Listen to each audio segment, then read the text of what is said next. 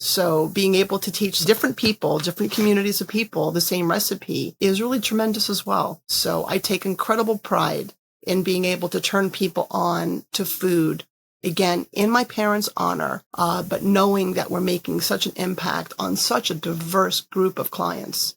You're a chef and you're thinking about how to venture into the private chef space, how to set yourself up for success from resume to first interactions with your clients, as well as succeeding at the job. Our one-on-one coaching got you covered. Go to www.privatechef.cc and connect with me. Decades of experience can be your support to seize the next private chef opportunity. Welcome to the Private Chef Podcast, serving the 1%.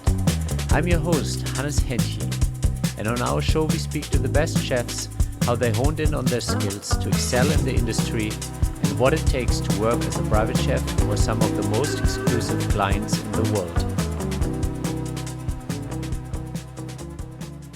Welcome to the Private Chef Podcast. I'm your host, Hennche. Today we have the pleasure of speaking with Chef Paula Gottlieb Herman, the private chef who took the pandemic curveball and started teaching cooking classes on Zoom. Chef Paula has produced cooking segments for Martha Stewart and The Today Show, and her expertise has been showcased on Food Network's Unwrapped, among other media outlets. In today's episode, we explore how we can engage and spark the interest for food in kids, and how that can possibly impact their family and the community. This is definitely an episode for all private chefs who look to engage their principals' kids this summer in the Hamptons. Lots of tips and tricks that Chef Paula learned over the years working with kids and also special needs adults. So welcome to the Private Chef Podcast, Paula. Thank you so much for inviting me. I'm so excited. So first things first, I know this is a very personal story to you, but where did the love and the connection to food come from? Excellent question. It has to be from my parents. I would say food was our love language. So whether it was creating a dinner or a brunch or something that my father would want to do, a Hawaiian luau in the summertime, we would go on these shopping trips to be able to buy all these gourmet items, all these authentic, recipes had to be done with such care. So it really was my parents that instilled in me this love of food, and food, and family, kind of went together. So it really started at a very young age. And I can't say that I was, always as enthusiastic, as a little girl. But as I grew older and I saw, how you can take just some basic things and with a little bit of love and a little bit of, time, you can create something so spectacular that people's reactions to it, were incredible. And you kind of feed off of that. Oh my God, how'd you do that? And it's something you really want to keep doing over and over again. Yeah. I think that every chef who likes to really take the time and create something where that sense of wonder, delight, but also after that, the appreciation comes through, where I think that's definitely part of it. Yeah. It's really like, sometimes I wonder what chefs are made of, because, you want to serve, you want to delight, you want to you want to make people feel special through the food that you put together. And you said sometimes it's simple ingredients or simple things that you do, but that delight. Exactly. You know what to me is the most important, being a chef really started out for me as a way to honor my family, specifically my dad. When my husband and I got married, 9 months later, my dad passed away, and it was fairly sudden. And for us, it was, for me, I can say it was a sucker punch. And it was literally at my dad's funeral that my life was given purpose, which sounds odd unto itself. But the gentleman who did my dad's service asked if he could speak to me privately afterwards. And I said, sure. He said, Paula, I want to give you a piece of advice, and I really hope you take it. And I said, okay. He said, I want to ask you a question. What did your dad like to do? I said, my father was a foodie. We used to do father-daughter restaurant reviews. He taught me to read with Gourmet Magazine, Bon Appetit. I said, why are you asking this? He said, well, I thought you might want a way to continue your dad's legacy. And if that's the case, one way to do that is to keep doing something that he did over and over again. I said, wait a second. So you mean that if I become a chef and I can instill in others the love and passion my father instilled in me, that would be his legacy. And so it is, Hannes, 19 years later, this is what I've been doing. And just the fact that that wonderful gentleman, took the time to kind of like set me straight, it really changed my trajectory in a very, very beautiful way. So being a chef for me is mission based. It's not about the financial part of it, which is lovely, but that's not it. It's to continue my family legacy of food and family and connection. Did you ever let that gentleman know, like, in hindsight, like, did you go back to him and tell him what happened? Does he know about? Can I tell you? It took a while to find him, but I did. It turned out that one of my friends, this gentleman was a rabbi. One of my friends knew this gentleman, and he happened to mention on a Facebook post, "Hey, I saw Rabbi so-and-so." I'm like, "Oh my God, that's the man. That's the man that changed my life." So when he posted that, I was able to then have a message to the rabbi. And I said, "Thank you so much for what you've done. I so look forward to being able to meet you in person." And then about 2 years later, my husband was doing videography for an event. It was a Holocaust event. And this gentleman was the keynote speaker. And I got to come up to him and say, "Finally, this is my biggest thank you I can give you for changing my life and my direction." So he knows me. He knows what he's done for me. And I'm sure he's done this for other people too. Maybe in small ways and profound ways, but for me, he was a game changer. It's so lovely that it went full circle, that not only did he get to touch you, but he also kind of got to see what that led to. And, also you got to express the appreciation for it. I think that's very wonderful.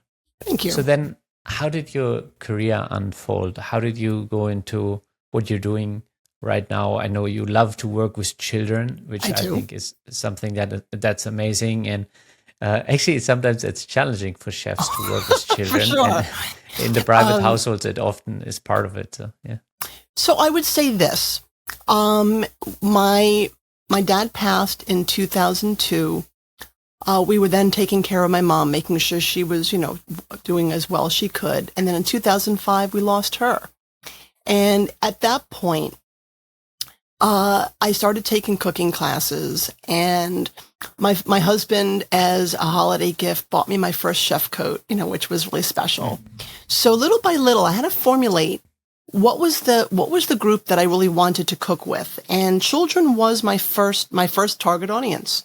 And I began doing cooking birthday parties, and I came up with about 13 different themes. And from Manhattan to all of Long Island, we did really all of New York City, Westchester, and sometimes we would even go into New Jersey.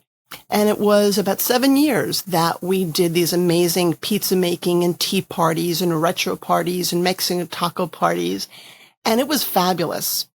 But there was one thing missing that I didn't know was missing until in 2000, I think it was 2013, a school district here in Long Island asked me if I would bring my cooking program to them for an after-school program. And to be honest, I said to them, "You know what, let's do this as an experiment. We'll give it a semester. We'll see how it goes." But I really wasn't committing to it long term because I wasn't sure that that was a good match for me. But what it turned out to show me was that being able to be with these children in a repetitive way, week after week, month after month, year after year.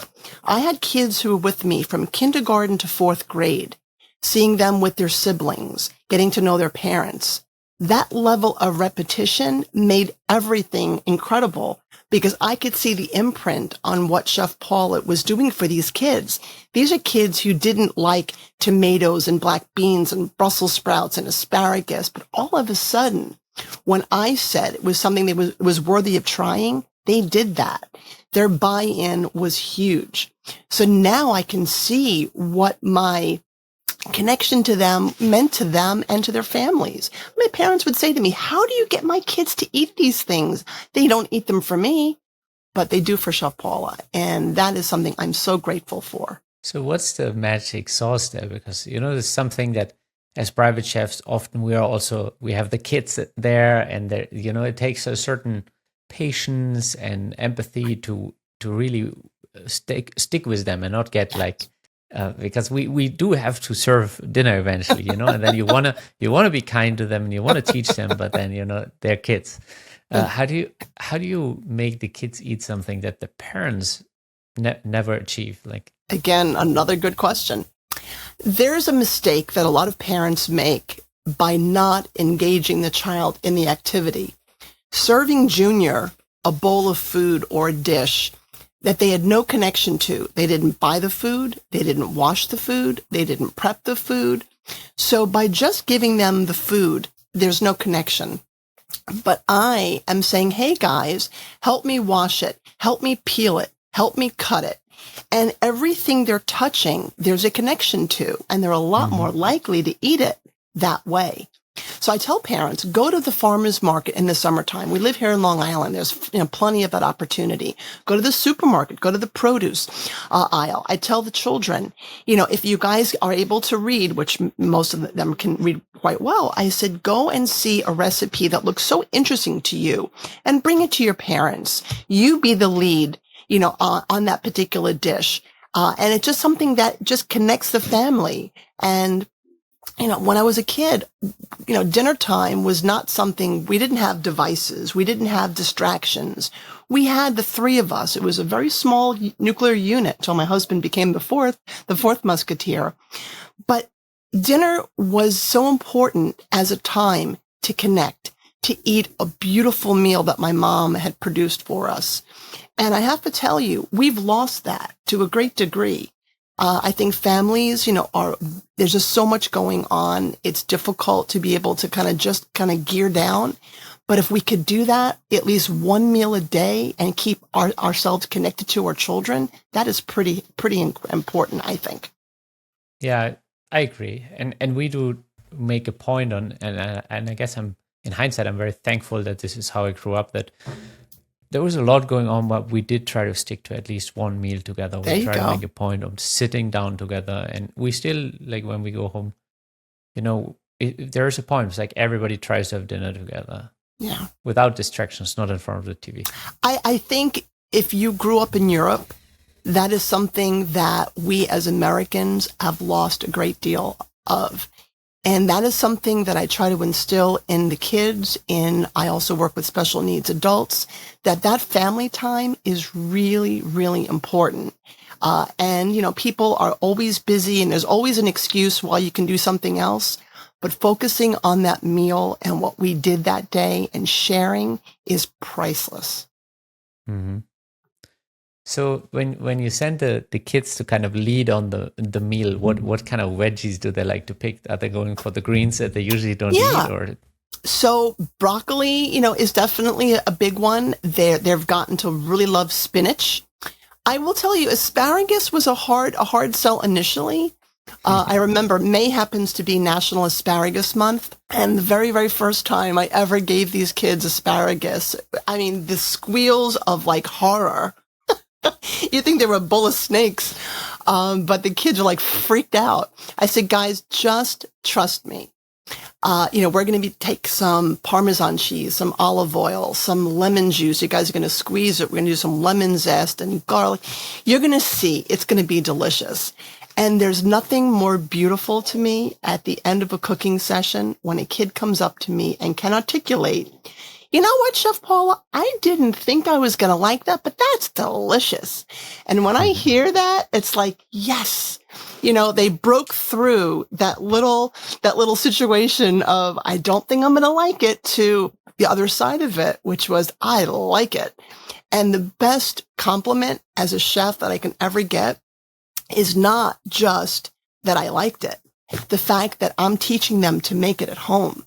If you ever scroll my Facebook page, you will see so many of my students on a weekly basis. Hey, Chef Paula, we made your so-and-so. We made your so-and-so. That is successful because I took an experience we had together and it was so incredibly impactful to them that they wanted to share it with their own family. And that to me is everything. When they're remaking these recipes that I taught them in a single situation over and over again to become a family favorite. That to me is just extraordinary. Mm-hmm. Especially if it inspires the entire family to eat real food. Absolutely. Like, a large chunk of the US health crisis is simply not eating real food, and like inspiring kids to just eat whole foods and and bring that back to the families is like literally changing the trajectory of their health. True. You know, it's funny this week, because I mentioned Memorial Day weekend, what was really interesting was I tried to give the kids pineapple. And so we were doing a pineapple salsa, and some of the kids had a great difficulty conceptualizing how do you go from a tomato to pineapple in a salsa. And I said, okay, guys, is tomato a fruit or is tomato a vegetable? So we discussed the fact that it's a seed, it has seeds, and therefore it's a fruit. I said, so if salsa typically has cilantro, ours has cilantro. If it usually has red onion, ours has red onion. If it usually has lime, ours has lime. All we're doing, and bell pepper, all we're doing is changing out one fruit for another. And it took a little while for them to adapt into that. But once they did, and once they taste that beautiful golden pineapple, they no longer longed, for the tomato version.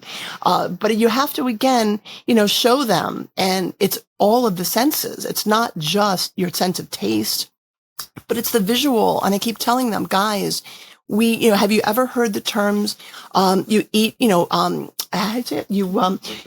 eat with your eyes. So, make your dish beautiful so that when your family is eating it, it's exciting to be able to see a plate that someone took the time to be able to create, for you.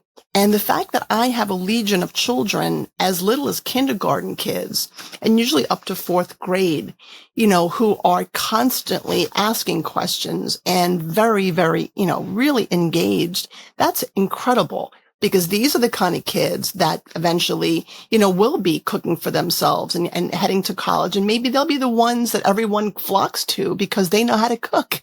They didn't learn it necessarily from home always. Yeah. But I try to get the parents to be able to continue the work that I'm doing with the children so that it's not going to be a lost situation. Mm-hmm. Yeah, that's another one in our, we're in a generational shift where there's actually people who don't know how to cook. Oh, yes. And like Uber and DoorDash and all of those services are like their go-to, and they don't know how to whip up 10 simple meals for themselves. Yeah. And I'm glad you used the word, the number 10. We started doing Zoom classes because, as you know, as a chef yourself, during the pandemic, work was very scarce. So from March 20, it was March 16, 2020, until present, I've been doing Zoom classes. They started out as a way to my students who already had paid for our classes for a 6-week after school program. The schools were closed. They were not going to reopen for that whole semester. And I went into my husband's office and I said, Michael, tomorrow we go virtual. Now, Hannes, I have a TV background. I used to work for NBC for Sunday Today and Today Show, but I had no idea how to do virtual. I knew the words, but I knew my husband did. So he retrofitted, our dining room here into a cooking studio with lights and cameras and filters. And the connection to food had to be taught in a different way because usually I'm working with the people one-on-one in person. But now there was something in between us, this big screen. And so it took a while for everyone to kind of adapt to it. But now I can tell you that we've been cooking on Monday nights to do a supper series, cooking for all over the world at 6:30 at night. And then right now we've been back to doing our Sunday brunch classes at 10 o'clock. And after we get to cook together, we get to eat together. So there's a level of community that we've built over the last 4 years where we're cooking, we're eating, we're nibbling, we're discussing things that work, things that didn't work. And at the end, we've got that communal situation. And I could not be more grateful for the opportunity to have parents who prior to the pandemic did not cook. But because we showed them, recipes, I'm not saying they're all simple, that many of them are very complicated, but because I'm here to look into your bowl, and I'll say to everyone, guys, show me your bowl, show me your knife cut, show me what's going on. I can then make corrections all across the board and then have everyone have a finished dish that is mesmerizing.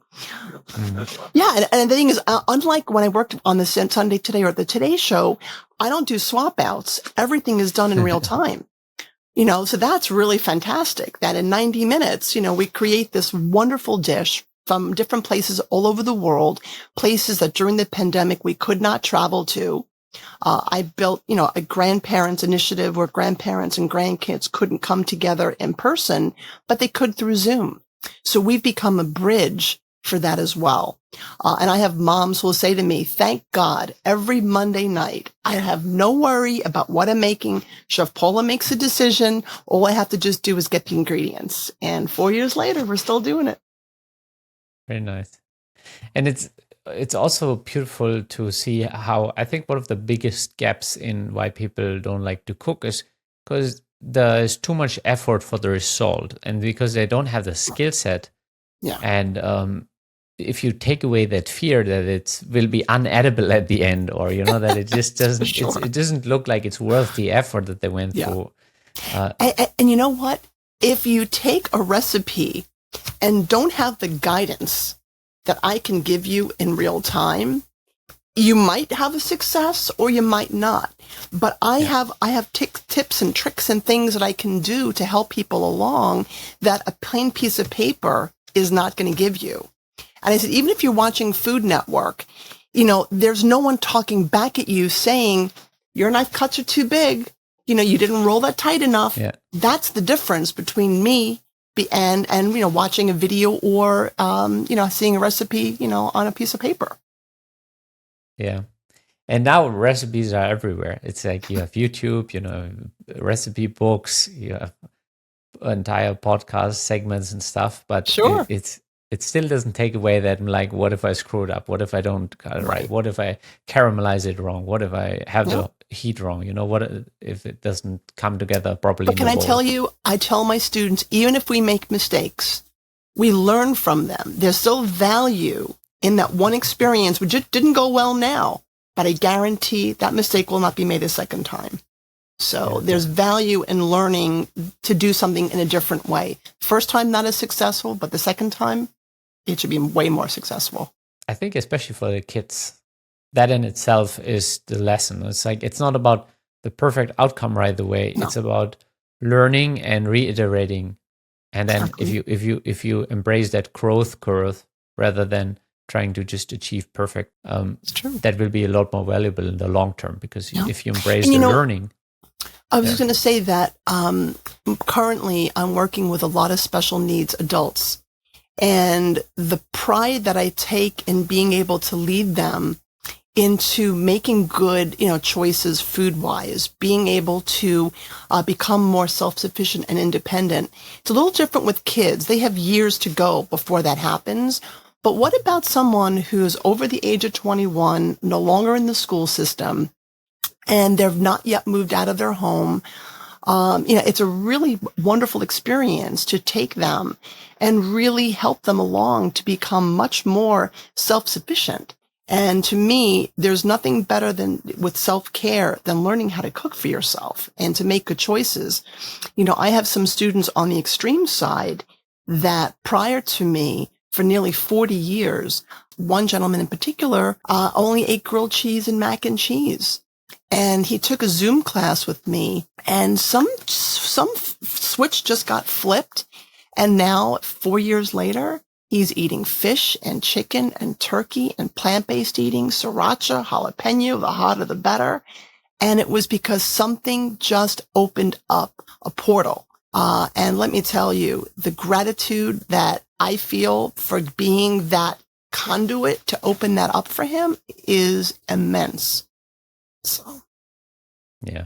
When he mentioned the 10 recipes, you didn't talk about how many recipes you've got. Oh, good. So my husband, Hannes, is reminding us that, thank you, Mike. The 10 recipes you were referring to earlier, which is probably what people have is like their stable of recipes. We have well over 300 that we have done on Zoom in the last 4 years. So, 300 recipes that we've successfully articulated and, worked on with our students is so much more than the average family. But the reality is that everyone got the experience of being international and never having to have their passport stamped. Yeah. Sorry for the interruption. We will be right back. And if you're a chef thinking about venturing into the private chef space, this is for you. We coach you on how to set yourself up for success, from resume to first interactions with your clients, as well as succeeding at the job. Our one-on-one coaching got you covered. Go to www.privatechef.cc and connect with me. Decades of experience can be your support to seize the next private chef opportunity.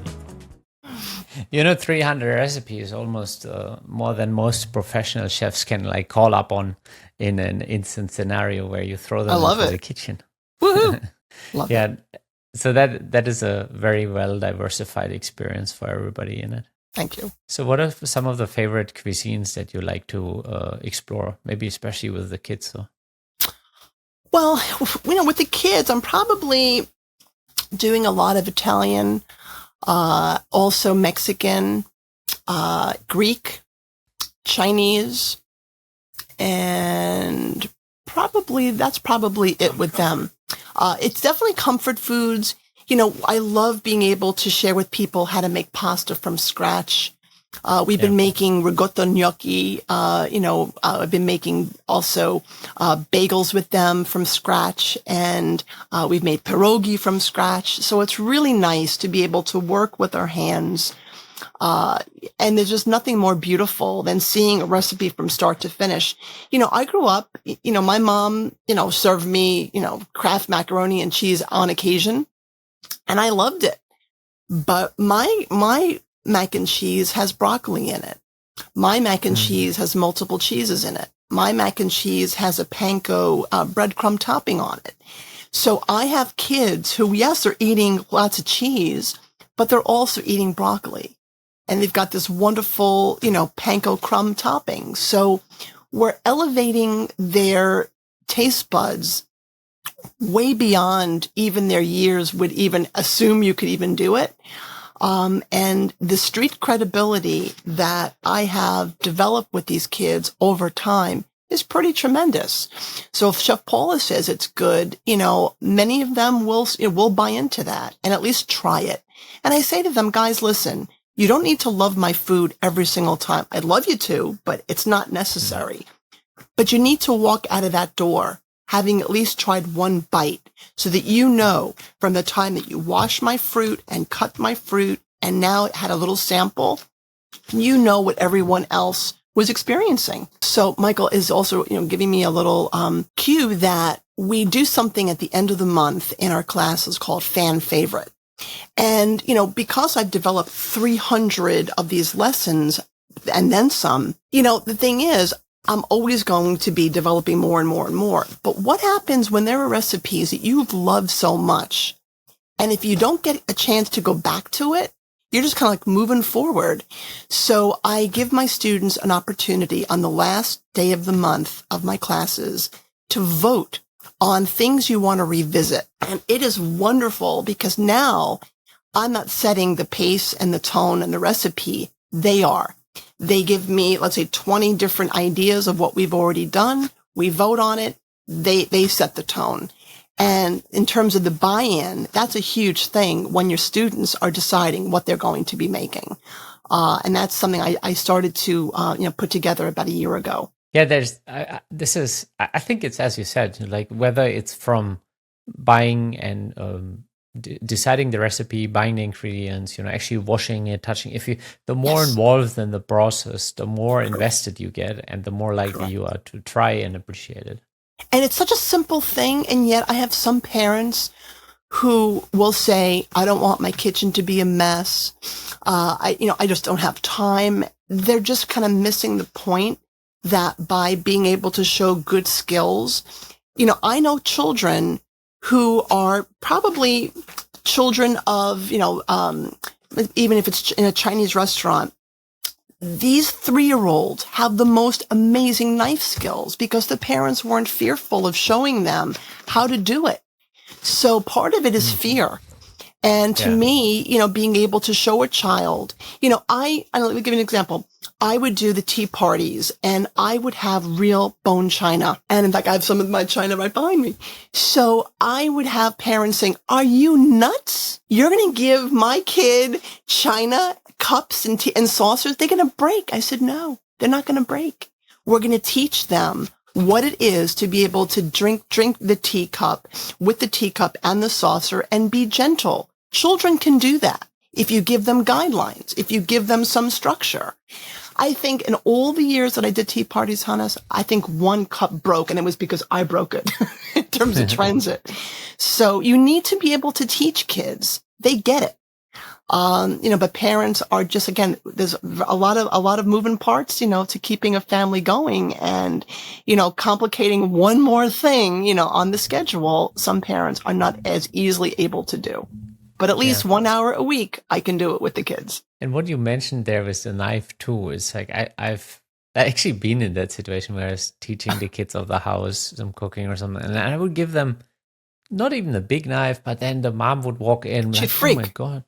Or the father would be like Hannes, maybe you do the cutting part. I'm like, no, they're pretty capable. Like they're 4-year-old or some 5-year-old. They can hold a knife. It's just like make sure they have a proper foundation. That's right. That they stand properly and that they know that they can potentially cut themselves if they don't pay attention, and they will pay attention. Right. And it's something when I grew up, like I remember my parents giving me a knife pretty early on, and it's not that I cut the heck out of my hands when I was a kid because of it. It's just like, hey, this is sharp. Don't be stupid. Yep. Listen, the kids see me working with a skillet. I have an electric skillet.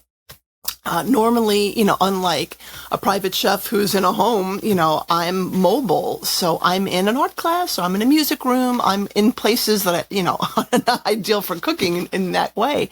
So I'll bring a skillet, but I'll explain to them, guys, if we want to make sure that the skillet, is definitely up to temperature, I don't touch the metal. I put my hand and make sure that some heat is radiating up.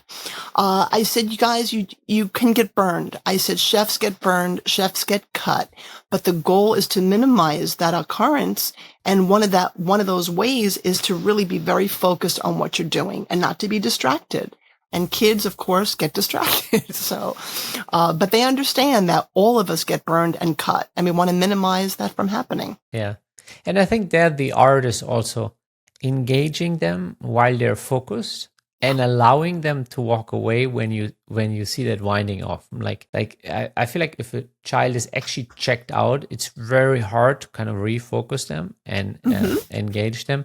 And I think they're the artists to make judgment of that. I'm like, okay, when do I have their attention, their focus? When are they involved, and when are they wandering off? Gotcha. Yeah, it's just you're right. It's a matter of reading the room. If you were working, whether it's a comedian, you need to work the room. You need to understand the vibe of what's going on around you, and you need to constantly be able to adjust. I don't like working with people who are just like one-tracked. You need to be able to, pivot a little bit. And like I said, for us, we pivoted, with Zoom when other chefs that were dear friends of ours lost their restaurants. You needed to be able to pivot. To be honest, Zoom saved Chef Paula. In 19 months, when I could not work, at least it kept me relevant. It kept me out there. It kept me connecting with people. It kept me being creative. Without that Zoom situation, Hannes, I honestly don't know what I would have done. 19 months without gainful employment was really awful. Yeah. But certainly now, I'm on the flip side. I'm at like maximum capacity. So, I mentioned it, in part that, when the Zoom was happening and I started initially with my little kids and my middle schoolers, I did like a little forensic analysis on what What groups were really having the hardest time during the pandemic? And one of those groups was special needs, both children and adults, because the lack of connection of being in person was very, very difficult for them. So I developed specific Zooms that would really bring people together in a very beautiful way. Initially you'd have people who were saying, oh, my son, my daughter, they can't do Zoom. I'm like, you know what? My Zoom's not the same like everybody else. I have a television background. If we're going to be doing a recipe with peaches, we're going to show a video on how peaches are harvested. If we're doing a Thai, curry, we're going to show you, some beautiful Thai dance. We want to make it as full and as beautiful an experience for everyone. And right now I can tell you that I am teaching 250 people a week. It's buying food for 1,000 people per month in many, many different locations. And, so my age range can be from, let's say 5, and all the way up to 85 for my senior citizens. So being able to teach different people, different communities of people, the same recipe is really tremendous as well. So I take incredible pride in being able to turn people on to food, again, in my parents' honor, but knowing that we're making such an impact on such a diverse group of clients. Yeah. And the reality is it matters at every age group. The children need to eat healthier to have a better future. Sure. And even elderly people, there's so much health and longevity benefits on eating proper food, just eating real food compared to maybe the Kraft macaronis that you mentioned earlier. Well, listen, there's no doubt that, teaching people to eat more healthfully is going to be, a game changer for them. And listen, my budget for food, is high because I am very produce driven. So between the fruits and the vegetables that I'm, giving, my students, again, it's 1,000 people, per month. It's like I'm a pop-up restaurant, 17 locations, so the thing is, I want people to be able to learn, even little kids, guys, this one needs to be organic because we're going to eat the skin. So, teaching about organic, food, teaching about pesticides, people need to know what they're eating. And sadly, here in America, Europe's got it right, but America in certain cases doesn't when it comes to what they allow as okay in the food chain. It's awful.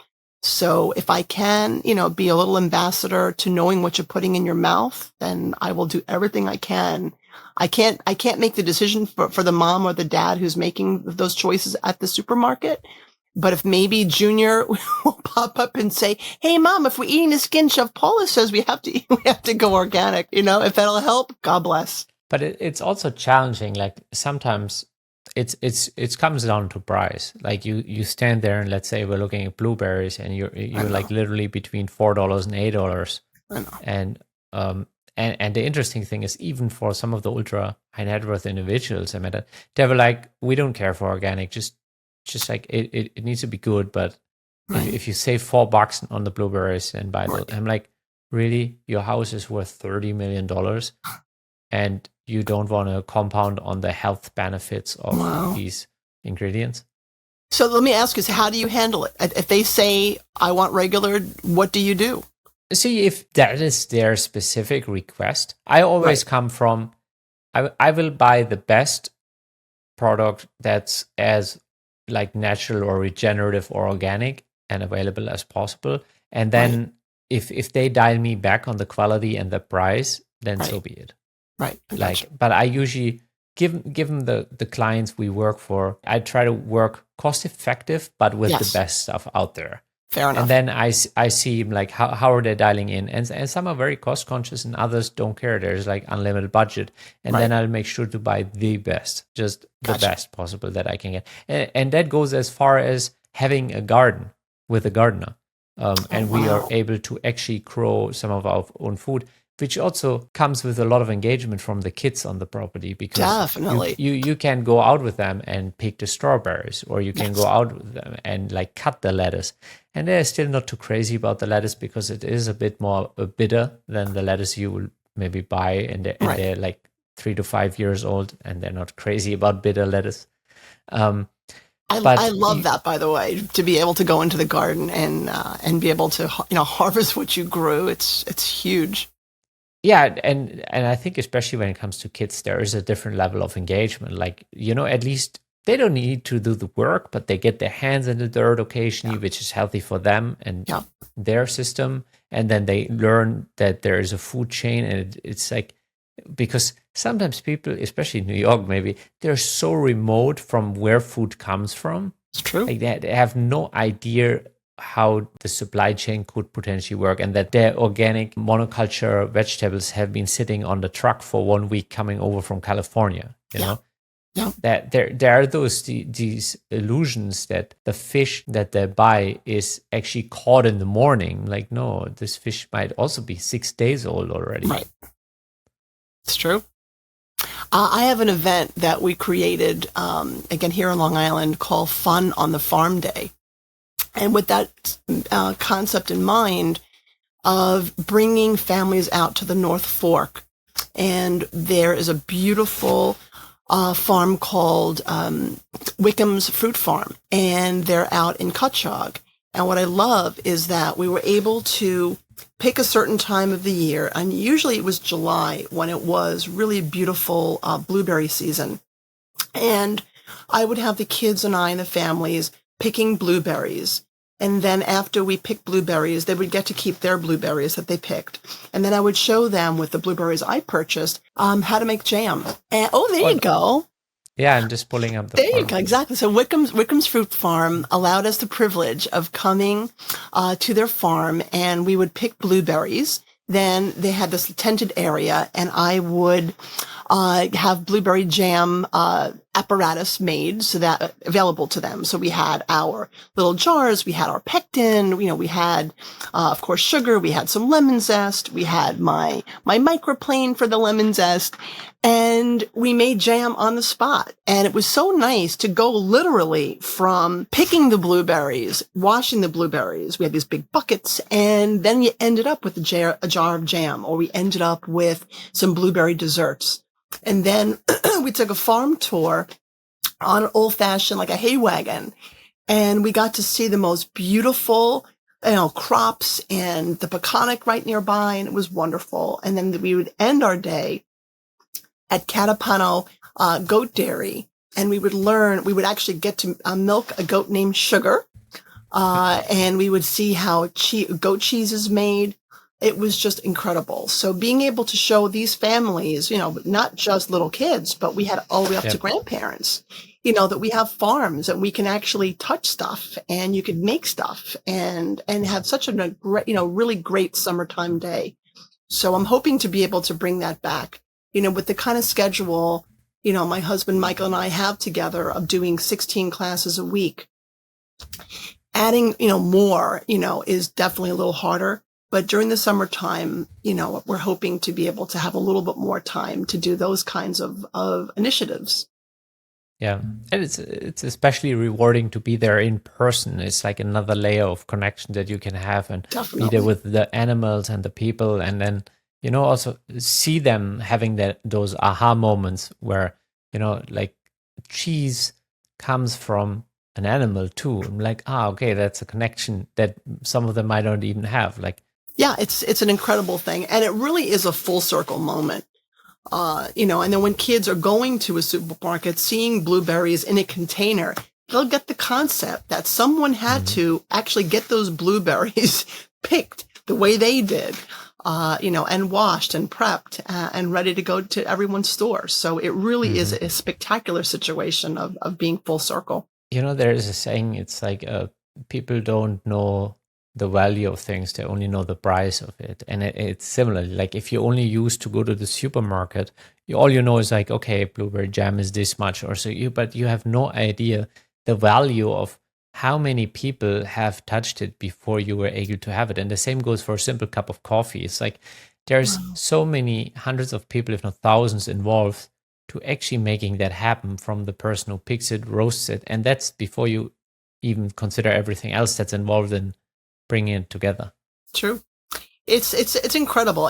When I worked in television for NBC, I always loved doing different kinds of behind the scenes, So whether it was being able to go to, a food factory, just to kind of see, what it was that got us, this incredible, fortune cookie. There's a factory out there that's actually making that, and I love that. Or pasta, anything that I can get like a little glimpse of, the inner workings. So when we went to a goat farm and got to see the goats being milked, and we got to do it ourselves, and then to watch the window how the goat milk is being turned into something that we're going to be able to buy at the gift store. It was pretty cool. Yeah, I think so too, and I think it makes for a lot of appreciation and gratefulness for what we're eating so much more. And definitely, I think that's an important part of receiving food in the right way, is having appreciation for it and not just looking at it as a commodity. On a weekly basis, I'll have some of my special need adult students saying, Chef Paula, since your classes, I'm eating more vegetables and fruit now. And that makes me feel so good because I work so hard to give them these really dynamic recipes that are healthy, colorful, flavorful, because I just know the value of what fruits and vegetables can mean to us. I have students that, are vegetarian. I have students that are kosher. I have students that are vegan. I have students that, are gluten-free. I mean, I have so many food allergies to have to contend with, with my 250 students a week, children to adult. And that unto itself is an art, to be able to make sure that the food they're having is safe all across the board. So I have to pick recipes that are able to be adapted, for all those different allergies, along with all the people who can eat the typical food. Yeah. So Paula, where can people find those recipes, connect with you? cookingwithstars.com. Right. So my website is cookingwithstars.com. They can also go to my Facebook page, which is also Cooking with Stars. We also have a YouTube channel, Cooking with Stars, as well. We have so many more interviews that we've done and, cooking demos that need to be uploaded. It's like the shoemaker's son, right, situation, but we're just basically doing everything to honor all of our clients and all of our commitments. And then hopefully again this summer, you'll see much more of my cooking demos, on our YouTube. But for now, cookingwithstars.com is where people can see all of our past recipes. You'll see lots of different thumbnails. We do offer, people to get recipes also for free. And people can contact me. They can always send an email to paula@cookingwithstars.com. I can give you my office number. People are always welcome to give a call, leave a message. And that's area code 516-338-0552. So I'm Nice. very, very around. And we'll also make sure to add those to the show notes. Such an amazing story to honoring the family legacy and serving the community and really making an impact on children too. I think that's quite commendable. It's like I said, Hannes, when I started this 19 years ago, I was in free fall, after Dad died, and doing children's cooking birthday parties definitely lifted me up. But I never thought that becoming a chef would truly change people for the better. I don't think you go into that for that reason. But especially now working with my special needs adults who are now at the point where maybe getting an apartment is now an option. I've had some who have gotten married, gotten engaged recently. So the reality is that we're priming them, prepping them for independence. And that is something remarkable. And I see the value of what our classes and our instruction. We don't just do group classes. We also do privates and the Zoom. Some of my students are with me like 3 times a week. I'll do a private class, a Zoom class, and also a group class. And it is something that means a lot to all of us. We're making a commitment to show up for each other. And the fact that they are now becoming so much more competent, so much more worldly, so much more independent.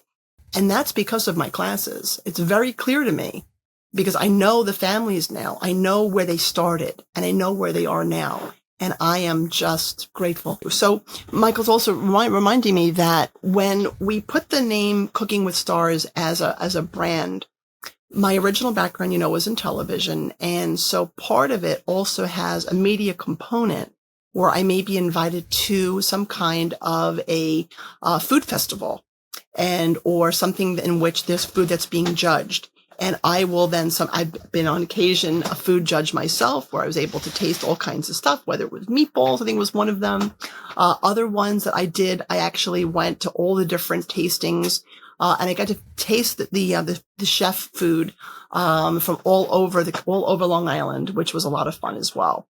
Some people have had us to come over to a film festival or a music festival. And so again, because of my media background, I'll have my Cooking with Stars cube mic, and I'll do interviews. So for people who want to have that aspect of it, again, I wear multiple hats. You see the pink chef hat, but I am, a chef. I am an event planner. I am, a media person. I can do interviews. I do my own hosting of events. So, with Cooking with Stars, it's a talented, kind of situation. And part of it is also because I'm fortunate to have a husband, Michael, who, when I left NBC, that was a network. I had every department to do everything. But then we became two people needing to do video and photography and websites and graphics and all the other things, e-commerce.